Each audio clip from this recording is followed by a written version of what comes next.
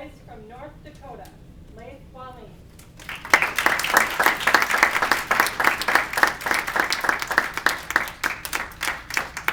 Madam Toastmaster, fellow Toastmasters, honored guests. Every few years, I like to return to the rugged outback of western North Dakota where I grew up. I get together with my high school buddies, Nate and OJ. We go camping along the banks of the Missouri River.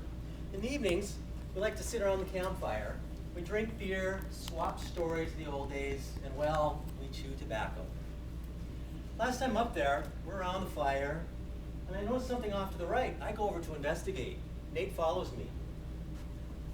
I look over, I see little whites. It's just a bunny rabbit, no big deal, Nate. I'm about ready to take my first chew of the night, and Nate says, "Don't move. That ain't no bunny. That is a jackalope." Now, for those of you not in the know, a jackalope is a cross between a large jackrabbit and a small antelope. And what separately are two of the most docile creatures in the animal kingdom, the combination of them is one ornery beast of prey. What I didn't know, which Nate commenced to tell me, was that tobacco to a jackalope is like supercharged catnip to a kitty cat. Well, that jackalope catches a whiff of these leaves, takes two great strides, leaps right towards my face.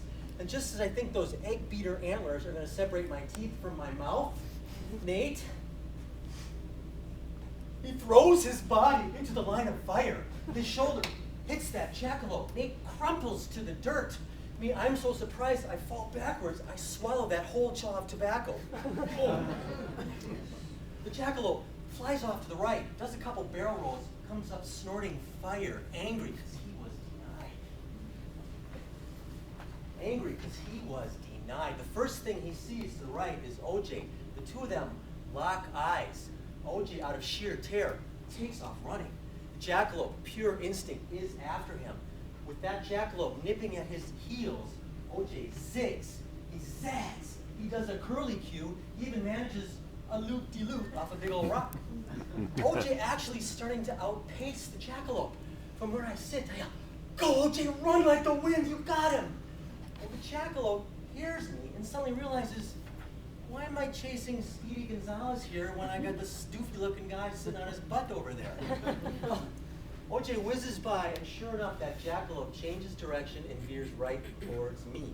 And I tell you, there's one thing I hope you never experience, is the look of 10 pounds of crazed rabbit fur with pointy antlers bearing down on you at full bunny hop. I push myself to my legs, but I'm still kind of woozy from having swallowed that tobacco. I start moving forward, but it feels like I'm slogging through quicksand. I feel like I'm a goner because I can hear the thundering of those jackalope paws. And suddenly I realize, what am I going to do? Wait, the tobacco pouch. I remember. I pull it out. I have just enough time to break it open. The aroma bursts out, and I hurl it as far as I can. And the jackalope, just like those Roadrunner cartoons, turns on a dime and is off after that pouch. I sit back. OJ, off to the left, laying exhausted. He's never run so fast in his whole life. Nate is laying there moaning. His arm is hanging by a thread of muscle and sinew. I look over at the jackalope. He's thrashing through that tobacco pouch. Suddenly he stops. He stares at me with those beady eyes. Tobacco juice dripping off those vicious bunny teeth.